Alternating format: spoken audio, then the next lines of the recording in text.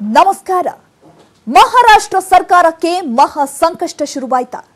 ಮಹಾ ಸರ್ಕಾರದ ಶಾಸಕರ ಪಲಾಯನಕ್ಕೆ ಕಾರಣವೇನು? 22 ಶಾಸಕರು ನಾಪತ್ತೆ, 12 ಶಾಸಕರು ರೆಸಾರ್ಟ್ಗೆ, ಉಳಿದವರಲ್ಲಿ 3 ಪಕ್ಷದ ಶಾಸಕರಿಗೂ ಬಿಜೆಪಿ ಗಾಳ. ಕಮಲಕ್ಕೆ ಮ್ಯಾಜಿಕ್ ನಂಬರ್ ಸಿಗುತ್ತಾ? ಶಿಂದೆ ಸೀಕ್ರೆಟ್ ಗೇಮ್ ವರ್ಕೌಟ್ ಆಗುತ್ತಾ? BJP plan. ಮಹಾ ಅಘಾಡಿ ಸರ್ಕಾರದ ಠಾಕ್ರೆ ಆಪ್ತನೆ ಕೈಕೊಟ್ಟಿದ್ದು ಹೇಗೆ? ಕರ್ನಾಟಕದ ರೀತಿಯೇ ಪ್ಲಾನ್ ಪತನವಾಗುತ್ತಾ ಸರ್ಕಾರ? ಇದೇ ಈ ಹೊತ್ತಿನ ಬಿಗ್ ಸ್ಟೋರಿ. ಅಲುಗಾಡಿದ ಅಘಾಡಿ. ನಾನು Chaitraraj. Shinde game, BJP plan, ಮಹಾ ಸರ್ಕಾರಕ್ಕೆ ಟೈಮ್ ಬಾಂಬ್. 22 ಶಾಸಕರು ನಾಪತ್ತೆ, ಉದ್ಧವ್ ಸರ್ಕಾರ ಗಡಗಡ. 12 ಶಾಸಕರು ರೆಸಾರ್ಟ್ಗೆ ಶಿಫ್ಟ್, ಇನ್ನೆಷ್ಟು ಶಾಸಕರು ಕೈ ಕೊಡ್ತಾರೆ? ಮಹಾರಾಷ್ಟ್ರ ಸರ್ಕಾರ ಈಗ ಮಹಾ ಸಂಕಷ್ಟದಲ್ಲಿ ಸಿಲುಕೊಂಡು ಬಿಟ್ಟಿದೆ. ಹಿಂದೆಲ್ಲ ಬಿಜೆಪಿ ಜೊತೆಯೇ ದೋಸ್ತಿ ಅಂದುಕೊಂಡು ತಿರುಗಿದ್ದ ಶಿವಸೇನೆ ಕಳೆದ ಬಾರಿ ದೊಡ್ಡ ಟ್ವಿಸ್ಟ್ ಕೊಟ್ಟು ಬಿಟ್ಟಿತ್ತು. ಕಾಂಗ್ರೆಸ್ ಮತ್ತು ಎನ್ಸಿಪಿ ಜೊತೆ ಕೈಜೋಡಿಸಿ ಬಿಜೆಪಿಯನ್ನ ಅಧಿಕಾರದಿಂದ ದೂರ ಮಾಡಿತ್ತು. ಈ ಒಂದು ಘಟನೆಯನ್ನ ಬಿಜೆಪಿ ಇನ್ನೂ ಜೀರ್ಣಿಸಿಕೊಳ್ಳೋಕೆ ಸಾಧ್ಯವಾಗ್ತಿಲ್ಲ. ಮಾಜಿ ಸಿಎಂ ದೇವೇಂದ್ರ ಫಡ್ನವೀಸ್ ಆಗಿಂದಾಗೆ ತಮ್ಮ ಅಸಮಾಧಾನಗಳನ್ನು ಹೊರಹಾಕುತ್ತಲೇ ಇದ್ರು. ಅಲ್ಲದೆ ಈ ಸರ್ಕಾರ ಹೆಚ್ಚು ದಿನ ಉಳಿಯೋದಿಲ್ಲ ಅಂತಲೂ ಶಾಪ ಹಾಕ್ತಾ ಇದ್ರು. ಅವರ ಬಯಕೆ ಈಗ ಈಡೇರೋ ಲಕ್ಷಣಗಳು ಕಾಣಿಸ್ತಾ ಇವೆ. ಅದಕ್ಕೆ ಕಾರಣ ಮಹಾರಾಷ್ಟ್ರದಲ್ಲಿ ಎಂಎಲ್ಸಿ ಚುನಾವಣೆ ನಡೆದ ಬೆನ್ನಲ್ಲೇ ಕ್ರಾಸ್ ವೋಟಿಂಗ್ ಮಾಡಿರುವ ಕೆಲ ಶಾಸಕರು ಈಗ ನಾಪತ್ತೆಯಾಗಿದ್ದಾರೆ. ಇದರ ಹಿಂದೆ ಬಿಜೆಪಿ ಕೈವಾಡ ಇದೆ ಅಂತ ಕಾಂಗ್ರೆಸ್ ಮತ್ತು ಶಿವಸೇನೆ ನಾಯಕರು ಆರೋಪಿಸಿದ್ದಾರೆ.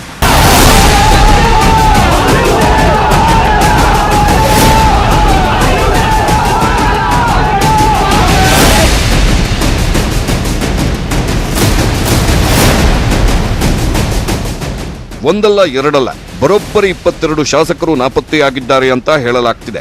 ಈ ಮೊದಲು ಕೇವಲ 12 ಶಾಸಕರು ಗುಜರಾತ್ ರೆಸಾರ್ಟ್ ಸೇರಿಕೊಂಡಿದ್ದಾರೆ ಅಂತ ಹೇಳಲಾಗಿತ್ತು. ಆದರೆ ಈಗ ಕಾಂಗ್ರೆಸ್ನ ಕೆಲ ಶಾಸಕರು ಸೇರಿದಂತೆ ಒಟ್ಟು 22ಕ್ಕೂ ಹೆಚ್ಚು ಶಾಸಕರು ನಾಟ್ ರೀಚಬಲ್ ಆಗಿದ್ದಾರೆ ಅಂತ ಹೇಳಲಾಗುತ್ತಿದೆ. ಇದರಿಂದ ಈಗ ಮಹಾವಿಕಾಸ್ ಅಘಾಡಿ ಸರ್ಕಾರಕ್ಕೆ ಬಹುಮತ ಕಳೆದುಕೊಳ್ಳುವ ಆತಂಕ ಎದುರಾಗಿದೆ.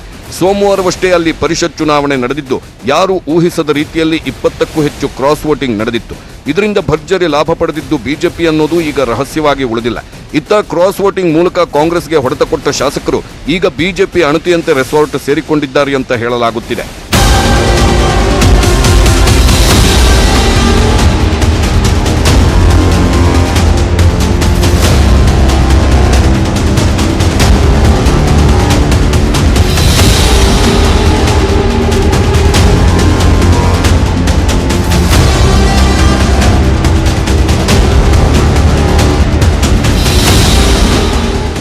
ಇನ್ನು ಈ ಎಲ್ಲ ಹೈಡ್ರಾಮಾಗೂ ಮೂಲ ಕಾರಣ ಸಚಿವ ಏಕನಾಥ್ ಶಿಂಧೆ ಅಂತ ಹೇಳಲಾಗುತ್ತಿದೆ. ಶಿಂಧೆ ಮತ್ತು ಕೆಲ ಶಿವಸೇನೆ ಶಾಸಕರು ಸೋಮವಾರ ವಿಧಾನ ಪರಿಷತ್ ಚುನಾವಣೆ ಫಲಿತಾಂಶ ಬಂದ ನಂತರ ಕಾಣೆಯಾಗಿದ್ದಾರೆ. ಪಕ್ಷದ ಮುಖ್ಯಸ್ಥ ಮತ್ತು ಮಹಾರಾಷ್ಟ್ರ ಮುಖ್ಯಮಂತ್ರಿ ಉದ್ಧವ್ ಠಾಕ್ರೆ ಅವರ ಸಂಪರ್ಕಕ್ಕೂ ಸಿಗದೆ ನಾಪತ್ತೆಯಾಗಿದ್ದಾರೆ. ಇದರಿಂದ ಮಹಾವಿಕಾಸ್ ಅಘಾಡಿ ಸರ್ಕಾರದ ಭವಿಷ್ಯ ಡೋಲಾಯಮಾನವಾಗಿದೆ. ಈ ಎಲ್ಲ ಶಾಸಕರು ಬಿಜೆಪಿ ಸಂಪರ್ಕದಲ್ಲಿದ್ದಾರೆ ಅಂತ ಹೇಳಲಾಗುತ್ತಿದೆ. ವಿಧಾನ ಪರಿಷತ್ ಚುನಾವಣೆಯಲ್ಲಿ ಶಿವಸೇನೆ ಕೆಲ ಶಾಸಕರು ಅಡ್ಡ ಮತದಾನ ಮಾಡಿದ್ದಾರೆ ಎಂದು ಶಂಕಿಸಲಾಗಿತ್ತು. ಈಗ ಸುಮಾರು 22 ಶಾಸಕರು ಸಂಪರ್ಕಕ್ಕೆ ಸಿಗದಿರುವುದನ್ನು ನೋಡಿದ್ರೆ ಶಿವಸೇನೆಯಲ್ಲಿ ಬಂಡಾಯ ಪರ್ವ ಆರಂಭವಾಗಿದೆ ಎಂಬ ಅನುಮಾನಗಳು ಮೂಡುತ್ತಿವೆ. ಮೂಲಗಳ ಪ್ರಕಾರ ನಾಪತ್ತೆಯಾಗಿರುವ ಶಾಸಕರು ಗುಜರಾತ್ನ ಸೂರತ್ನಲ್ಲಿರುವ ಹೋಟೆಲ್ ಒಂದರಲ್ಲಿ ವಾಸ್ತವ್ಯ ಹೂಡಿದ್ದಾರೆ ಎನ್ನಲಾಗಿದೆ. ಬಿಜೆಪಿ ಅಧಿಕಾರದಲ್ಲಿರುವ ರಾಜ್ಯದಲ್ಲಿ ಶಿವಸೇನೆ ಶಾಸಕರು ವಾಸ್ತವ್ಯ ಹೂಡಿರುವುದರಿಂದ ಮಹಾರಾಷ್ಟ್ರ ಸರ್ಕಾರ ಉರುಳಿಸಲು ಆಪರೇಷನ್ ಕಮಲ ನಡೆಯುತ್ತಿದೆ ಅಂತ ಹೇಳಲಾಗುತ್ತಿದೆ.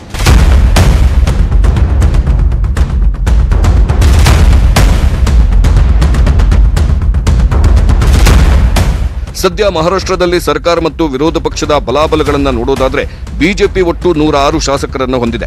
ಶಿವಸೇನೆ 50, ಎನ್ಸಿಪಿ 51 ಮತ್ತು ಕಾಂಗ್ರೆಸ್ 44 ಶಾಸಕರ ಬಲ ಹೊಂದಿದೆ.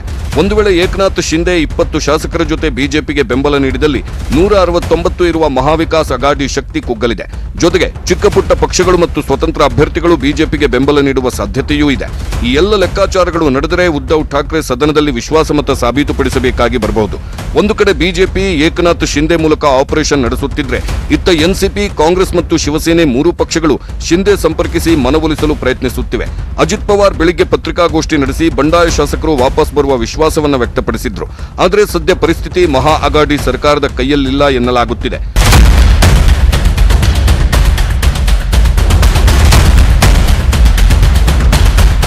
ದಶಕಗಳಿಂದಲೂ ಶಿವಸೇನೆ ಪಕ್ಷಕ್ಕೆ ನಿಷ್ಠನಾಗಿದ್ದ ಏಕನಾಥ್ ಶಿಂದೆ ಇತ್ತೀಚಿನ ದಿನಗಳಲ್ಲಿ ಅಸಮಾಧಾನಗೊಂಡಿದ್ರು. ತಮ್ಮನ್ನ ಸೈಡ್ಲೈನ್ ಮಾಡಲಾಗ್ತಿದೆ, ಎನ್ಸಿಪಿ ಕಾಂಗ್ರೆಸ್ ಶಾಸಕರು ಹೇಳಿದಂತೆಯೇ ಎಲ್ಲವೂ ನಡೆಯುತ್ತಿದೆ ಅಂತ ಬೇಸರಗೊಂಡಿದ್ರು. ಇದನ್ನೇ ಬಿಜೆಪಿ ಈಗ ತನ್ನ ಅನುಕೂಲಕ್ಕೆ ಬಳಸಿಕೊಂಡಿದೆ. ಮೂಲಗಳ ಪ್ರಕಾರ ಬಂಡಾಯ ಸಚಿವ ಏಕನಾಥ್ ಶಿಂದೆಗೆ ಉಪಮುಖ್ಯಮಂತ್ರಿ ಸ್ಥಾನದ ಆಫರ್ ಮಾಡಲಾಗಿದೆಯಂತೆ. ಬಿಜೆಪಿ ಸರ್ಕಾರ ರಚನೆ ಮಾಡಿದಲ್ಲಿ ಏಕನಾಥ್ ಶಿಂದೆ ಅವರನ್ನ ಡಿಸಿಎಂ ಮಾಡಲಾಗುವುದು ಎಂದು ದೇವೇಂದ್ರ ಫಡ್ನವೀಸ್ ಭರವಸೆ ನೀಡಿದ್ದಾರೆ. ಇದೇ ಕಾರಣಕ್ಕೆ ಶಿಂದೆ ಪಕ್ಷ ತೊರೆಯಲು ಸಿದ್ಧರಾಗಿದ್ದಾರೆ ಎಂದು ಹೇಳಲಾಗುತ್ತಿದೆ. ಒಂದು ಕಡೆ ಈ ರೀತಿಯ ಹೈಡ್ರಾಮಾ ನಡೀತಾ ಇದ್ರೆ, ಮತ್ತೊಂದು ಕಡೆ ಬಿಜೆಪಿ ವಲಯದಲ್ಲಿ ಬಿರುಸಿನ ಚಟುವಟಿಕೆ ಆರಂಭವಾಗಿದೆ. ಈ ಎಲ್ಲ ಬೆಳವಣಿಗೆಗಳ ನಡುವೆ ಮಾಜಿ ಮುಖ್ಯಮಂತ್ರಿ ದೇವೇಂದ್ರ ಫಡ್ನವೀಸ್ ದೆಹಲಿಗೆ ಹೋಗಿದ್ದಾರೆ. ಪಕ್ಷದ ಹಿರಿಯ ನಾಯಕರನ್ನ ಭೇಟಿಯಾಗಿ ಚರ್ಚಿಸುವ ಸಲುವಾಗಿ ಅವರು ದೆಹಲಿಗೆ ಹೋಗಿದ್ದಾರೆ ಎಂದು ಹೇಳಲಾಗ್ತಿದೆ. ಮಿತ್ರ ಪಕ್ಷವಾಗಿದ್ದ ಶಿವಸೇನೆ ಈ ರೀತಿ ಕಾಂಗ್ರೆಸ್ ಮತ್ತು ಎನ್ಸಿಪಿ ಜೊತೆ ಕೈಜೋಡಿಸುತ್ತೆ ಅಂತ ಯಾರೂ ಊಹಿಸಿರಲಿಲ್ಲ. ಆದರೆ ಸಿಎಂ ಕನಸು ಕಂಡಿದ್ದ ಉದ್ಧವ್ ಠಾಕ್ರೆ ಅದನ್ನು ಸಾಕಾರಗೊಳಿಸಿಕೊಳ್ಳಲು ಎನ್ಸಿಪಿ ಕಾಂಗ್ರೆಸ್ ಜೊತೆ ಕೈ ಮಿಲಾಯಿಸಿದ್ರು. ಇದು ಸಾಕಷ್ಟು ಶಾಸಕರಿಗೆ ಇಷ್ಟವಿರಲಿಲ್ಲ. ಆದರೂ ಸಹ ಕೊನೆ ಕ್ಷಣದಲ್ಲಿ ಮಾಡೋದೇನಿಲ್ಲ ಅಂತ ಸುಮ್ಮನಿದ್ರು. ಇನ್ನು ಶಿವಸೇನೆ ಸಹ ಯಾರು ರೆಬೆಲ್ ಆಗಬಹುದು ಅನ್ನೋದನ್ನ ಲೆಕ್ಕಾಚಾರ ಮಾಡಿ ಅವರಿಗೆಲ್ಲ ಸಚಿವ ಸ್ಥಾನವನ್ನು ಕೊಟ್ಟಿತ್ತು. ಆದರೆ ಈಗ ಸಚಿವರಾಗಿದ್ದವರು ಕೂಡ ಶಿವಸೇನೆ ವಿರುದ್ಧ ಮುನಿಸಿಕೊಂಡಿದ್ದಾರೆ. ಜೊತೆಗೆ ಕಾಂಗ್ರೆಸ್ ಎನ್ಸಿಪಿ ಮೇಲೆ ಅಸಮಾಧಾನ ಇದ್ದವರು ಕೂಡ ಈಗ ಏಕಾಏಕಿ ಕಾಣೆಯಾಗಿದ್ದಾರೆ.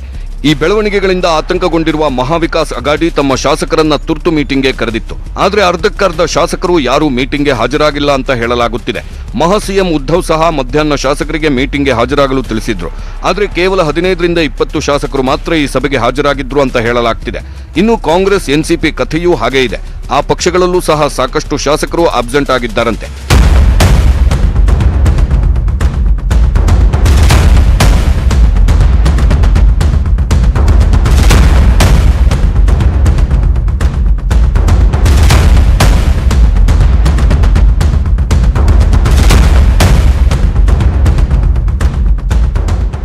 ಮಹಾವಿಕಾಸ್ ಅಘಾಡಿ ಸರ್ಕಾರದ 3 ಪಕ್ಷಗಳು ತಮ್ಮ ತಮ್ಮ ಶಾಸಕರ ಸಭೆ ಕರೆದಿದ್ರು.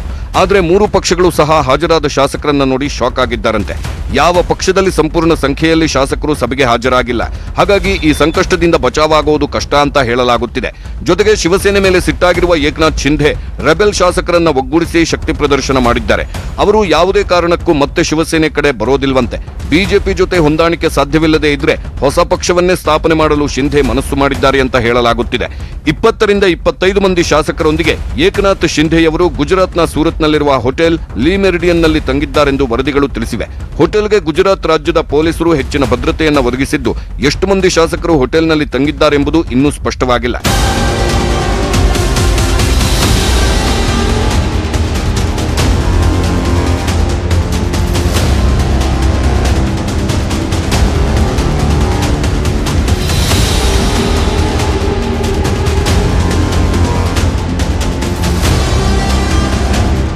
ಸದ್ಯ ಶಿಂದೆ ಅವರು ಬಿಜೆಪಿಯ ಹಿರಿಯ ನಾಯಕರೊಂದಿಗೆ ಸಂಪರ್ಕದಲ್ಲಿ ಇದ್ದಾರೆಂದು ಹೇಳಲಾಗುತ್ತಿದೆ.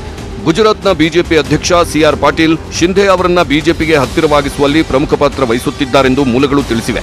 ಶಿಂದೆ ಮರಾಠವಾಡದ ನಿಷ್ಠಾವಂತ ಶಾಸಕರಾಗಿದ್ದು, ಮಹಾವಿಕಾಸ್ ಅಘಾಡಿ ಸರ್ಕಾರ ಶಿಂಧೆಯವರಲ್ಲಿ ಬೇಸರವನ್ನುಂಟು ಮಾಡಿತ್ತು. ಹೀಗಾಗಿ ರಾಜ್ಯಸಭಾ ಚುನಾವಣೆ ಮತ್ತು ಎಂಎಲ್ಸಿ ಚುನಾವಣೆಗಳಲ್ಲಿ ನಿಷ್ಠೆ ತೋರಲಿಲ್ಲ ಎಂಬ ಮಾತುಗಳು ಕೇಳಿಬಂದಿವೆ. ಇದಷ್ಟೇ ಅಲ್ಲದೆ ಪಕ್ಷದಲ್ಲಿ ಕಿರಿಯನಾಗಿದ್ದರೂ ಆದಿತ್ಯ ಠಾಕ್ರೆಗೆ ಹೆಚ್ಚಿನ ಪ್ರಾಮುಖ್ಯತೆ ನೀಡುತ್ತಿರುವುದು ಶಿಂದೆ ಮತ್ತು ಠಾಕ್ರೆ ನಡುವಿನ ಅಂತರವನ್ನ ಹೆಚ್ಚಳ ಮಾಡಿದೆ ಎಂದು ಮೂಲಗಳಿಂದ ತಿಳಿದು ಬಂದಿದೆ.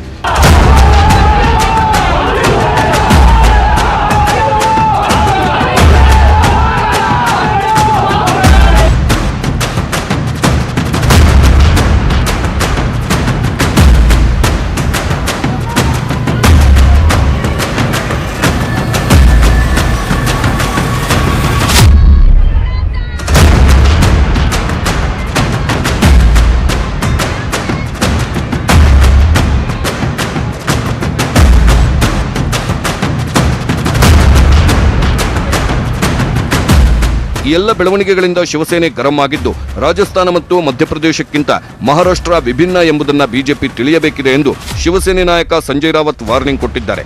ದಿಢೀರ್ ಸುದ್ದಿಗೋಷ್ಠಿ ನಡೆಸಿದ ಸಂಜಯ್ ರಾವತ್, ನಮ್ಮೆಲ್ಲ ಶಾಸಕರು ನಮ್ಮ ಜೊತೆಯಲ್ಲೇ ಇದ್ದಾರೆ. ಏಕನಾಥ್ ಶಿಂಧೆ ಫೋನ್ ಸಂಪರ್ಕಕ್ಕೆ ಸಿಗುತ್ತಿಲ್ಲ. ಸಂಪರ್ಕಕ್ಕೆ ಸಿಗದ ಹೊರತು ಏನೇನೋ ಮಾತನಾಡಬಾರದು. ಏನೇನೋ ಮಾತಾಡಿದ್ರೆ ತಪ್ಪಾಗುತ್ತದೆ. ನಮ್ಮ ಶಿವಸೇನೆ ಸರ್ಕಾರಕ್ಕೆ ಏನೂ ಆಗಲ್ಲ. ಶರದ್ ಪವಾರ್ ಜೊತೆ ನಾನು ಸಂಪರ್ಕದಲ್ಲಿದ್ದೇನೆ. ಉದ್ಧವ್ ಠಾಕ್ರೆ ಜೊತೆ ನಾನು ಬೆಳಿಗ್ಗೆ ಮಾತನಾಡಿದ್ದೇನೆ. ಶಾಸಕರು ವಾಪಸ್ ಬರುವ ವಿಶ್ವಾಸವಿದೆ. ಶಿವಸೇನೆ ಸರ್ಕಾರ ಸದೃಢವಾಗಿರುತ್ತದೆ. ಸರ್ಕಾರ ಬೀಳಿಸುವ ಬಿಜೆಪಿ ಪ್ರಯತ್ನಗಳು ಫಲ ಕೊಡಲ್ಲ ಅಂತ ಶಿವಸೇನೆ ನಾಯಕ ಸಂಜಯ್ ರಾವತ್ ಹೇಳಿದ್ದಾರೆ.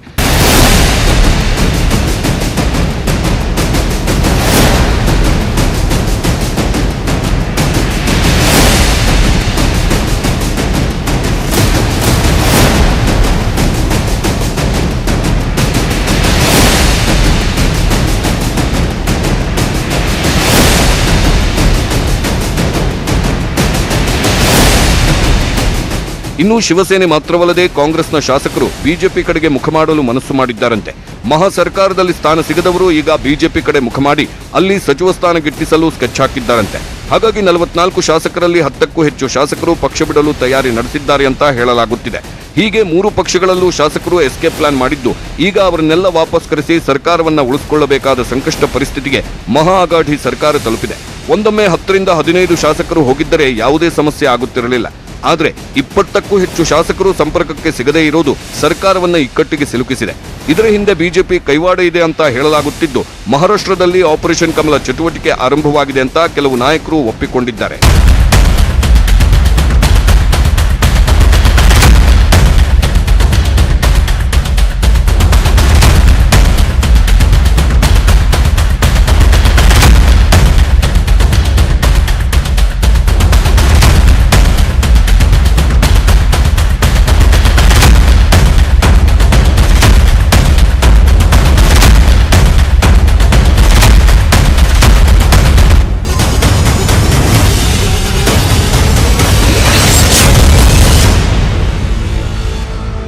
ಮಹಾರಾಷ್ಟ್ರ ಸರ್ಕಾರದಲ್ಲಿ ಒಂದೇ ದಿನಕ್ಕೆ ಮಿಂಚಿನ ಸಂಚಾರ ನಡೆದು ಹೋಗಿದೆ.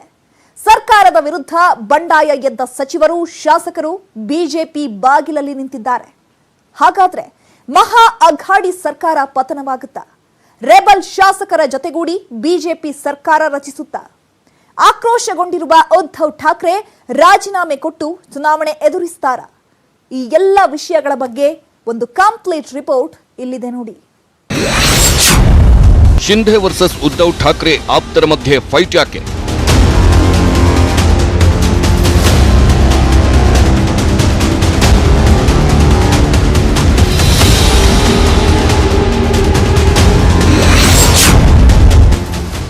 ಮಹಾ ಅಗಾಢಿ ಮೇಲೆ ಸಿಟ್ಟಾದ್ರ ಮಹಾರಾಷ್ಟ್ರ ಸಿಎಂ.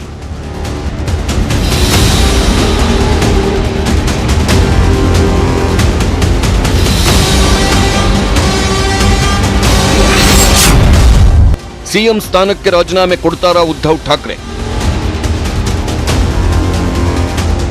ಹೌದು, ಒಂದು ಕಾಲದಲ್ಲಿ ಅತ್ಯಾಪ್ತರಾಗಿದ್ದವರೇ ನಂತರದಲ್ಲಿ ಬದ್ಧವೈರಿಗಳಾಗಿ ಬಿಡುತ್ತಾರೆ. ಈಗ ಮಹಾರಾಷ್ಟ್ರ ಸರ್ಕಾರದಲ್ಲೂ ಅದೇ ನಡೆದಿದೆ.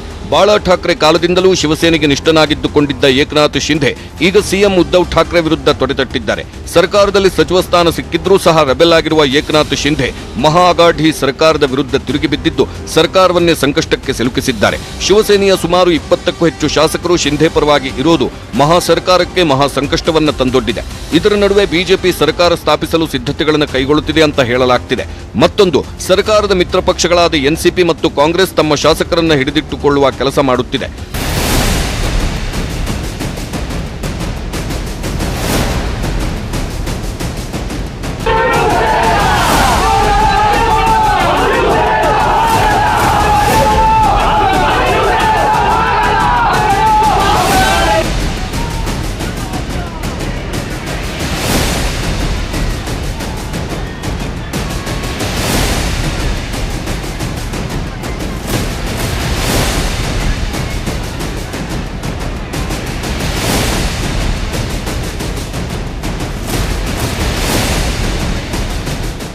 ಮಹಾರಾಷ್ಟ್ರದಲ್ಲಿ ರಾಜಕೀಯ ಸಂಚಲನ ಉಂಟಾಗಿ ರಾಷ್ಟ್ರ ರಾಜಧಾನಿಯಲ್ಲೂ ರಾಜಕೀಯ ಚಟುವಟಿಕೆ ಗರಿಗೆದರಿದೆ.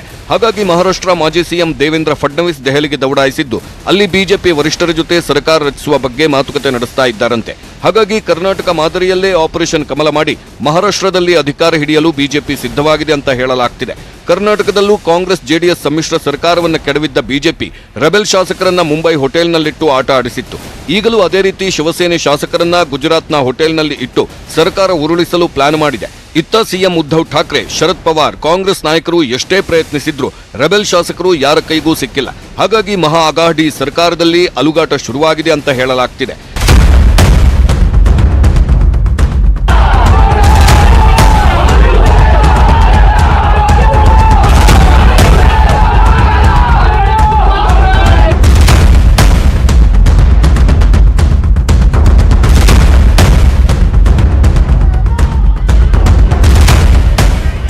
ಇನ್ನು ಈ ಎಲ್ಲ ಹೈಡ್ರಾಮಾಗೆ ಕಾರಣವಾಗಿರುವ ಏಕನಾಥ್ ಶಿಂಧೆ ವಿರುದ್ಧ ಸಿಎಂ ಉದ್ಧವ್ ಠಾಕ್ರೆ ಗರಂ ಆಗಿದ್ದಾರೆ. ತಮ್ಮ ಶಾಸಕರನ್ನ ಹೈಜಾಕ್ ಮಾಡಿ ಸರ್ಕಾರಕ್ಕೆ ತೊಂದರೆ ಕೊಟ್ಟಿರುವುದಕ್ಕೆ ಉದ್ಧವ್ ಆಕ್ರೋಶಗೊಂಡಿದ್ದಾರೆ ಅಂತ ಗೊತ್ತಾಗಿದೆ. ಎಷ್ಟು ಪ್ರಯತ್ನ ಪಟ್ಟರೂ ಶಿಂಧೆ ಅಂಡ್ ಗ್ಯಾಂಗ್ ಸಂಪರ್ಕಕ್ಕೆ ಸಿಗದ ಹಿನ್ನೆಲೆಯಲ್ಲಿ ಏಕನಾಥ್ ಶಿಂಧೆಯನ್ನ ಶಾಸಕಾಂಗ ಪಕ್ಷದ ನಾಯಕನ ಸ್ಥಾನದಿಂದ ವಜಾ ಮಾಡಿದ್ದಾರೆ. ಇದಕ್ಕೆ ಟ್ವಿಟರ್ ಮೂಲಕ ಆಕ್ರೋಶ ವ್ಯಕ್ತಪಡಿಸಿರುವ ಶಿಂಧೆ, ನಾವು ಬಾಳಾ ಠಾಕ್ರೆ ಅವರ ಶಿವಸೈನಿಕರು, ಎಂದಿಗೂ ನಮ್ಮನ್ನ ಬೆಳೆಸಿದವರಿಗೆ ದ್ರೋಹ ಮಾಡಲ್ಲ, ಎಂದಿಗೂ ಪಕ್ಷ ತಲೆ ತಗ್ಗಿಸುವಂತಹ ಕೆಲಸ ಮಾಡಲ್ಲ ಅಂತ ಕಾಂಗ್ರೆಸ್ ಜೊತೆ ಕೈಜೋಡಿಸಿದ ಉದ್ಧವ್ಗೆ ತಿರುಗೇಟು ಕೊಟ್ಟಿದ್ದಾರೆ. ಆದರೆ ಶಿಂಧೆಯನ್ನ ವಜಾ ಮಾಡುವ ಮೂಲಕ ಎಲ್ಲಾ ರೆಬೆಲ್ ಶಾಸಕರಿಗೂ ವಾರ್ನಿಂಗ್ ಕೊಟ್ಟಿರುವ ಉದ್ಧವ್ ಎಲ್ಲದಕ್ಕೂ ಸಿದ್ಧ, ಆದರೆ ರಾಜಿ ಆಗೋ ಮಾತೇ ಇಲ್ಲ ಅಂತ ಹೇಳಿದ್ದಾರಂತೆ. ಇದರಿಂದ ಸಂಪರ್ಕಕ್ಕೆ ಸಿಗದೇ ಇದ್ದ ಕೆಲ ಶಿವಸೇನೆ ಶಾಸಕರು ಸಿಎಂ ನಿವಾಸಕ್ಕೆ ವಾಪಸ್ ಆಗಿದ್ದಾರೆ.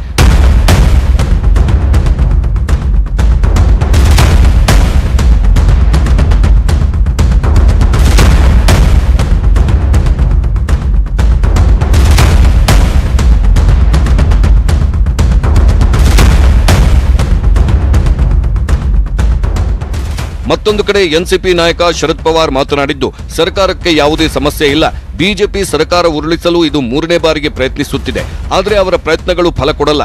ಉದ್ಧವ್ ಠಾಕ್ರೆ ಉತ್ತಮವಾಗಿ ಕೆಲಸ ಮಾಡುತ್ತಿದ್ದು ಅವರು ತಮ್ಮ ಅಧಿಕಾರಾವಧಿ ಪೂರ್ಣಗೊಳಿಸುತ್ತಾರೆ ಅಂತ ಹೇಳಿದ್ದಾರೆ. ಆದರೆ ಇನ್ನು ಕೆಲವರು ಹೇಳೋ ಪ್ರಕಾರ ಮಹಾ ಅಘಾಡಿಯಲ್ಲಿ ಎಲ್ಲವೂ ಸರಿಯಿಲ್ಲ, ಎನ್ಸಿಪಿ ಕಾಂಗ್ರೆಸ್ ಶಿವಸೇನೆ ನಡುವೆಯೇ ಕಚ್ಚಾಟ ನಡೀತಾ ಇದೆ.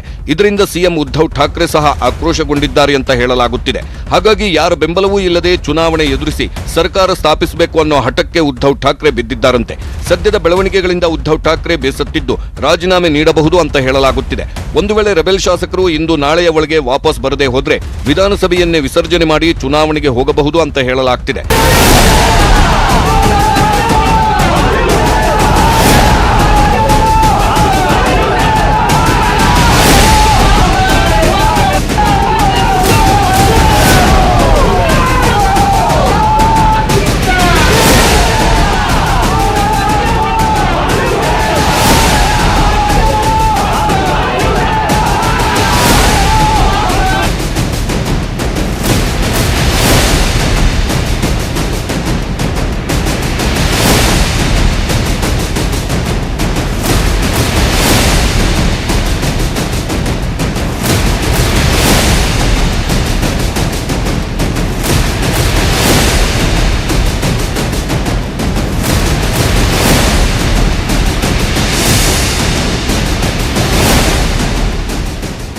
ಸದ್ಯ ಬಿಜೆಪಿ ಸೇರಲು ತುದಿಗಾಲಲ್ಲಿ ನಿಂತಿರುವವರಲ್ಲಿ ಕಾಂಗ್ರೆಸ್ ಶಾಸಕರು ಇದ್ದು, ಈ ಎಲ್ಲ ಬೆಳವಣಿಗೆಗಳ ಮಧ್ಯೆ ಕಾಂಗ್ರೆಸ್ ಮಾತ್ರ ಸೈಲೆಂಟ್ ಆಗಿದೆ, ಏನೂ ಮಾತನಾಡಲು ಹೋಗುತ್ತಿಲ್ಲ.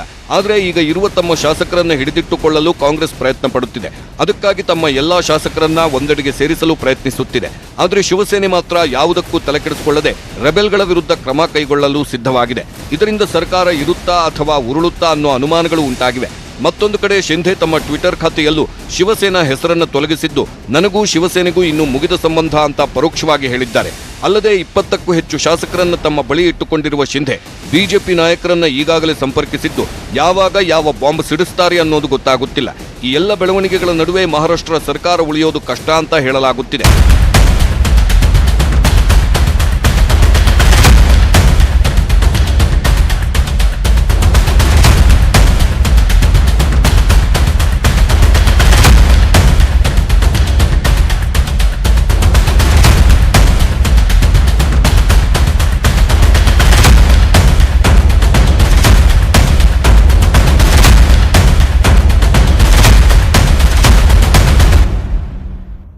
ನೋಡಿದ್ರಲ್ಲ ವೀಕ್ಷಕರೇ, ಮಹಾರಾಷ್ಟ್ರದಲ್ಲಿ ಏನೆಲ್ಲ ಹೈ ಡ್ರಾಮಾ ನಡೀತಾ ಇದೆ ಅಂತ.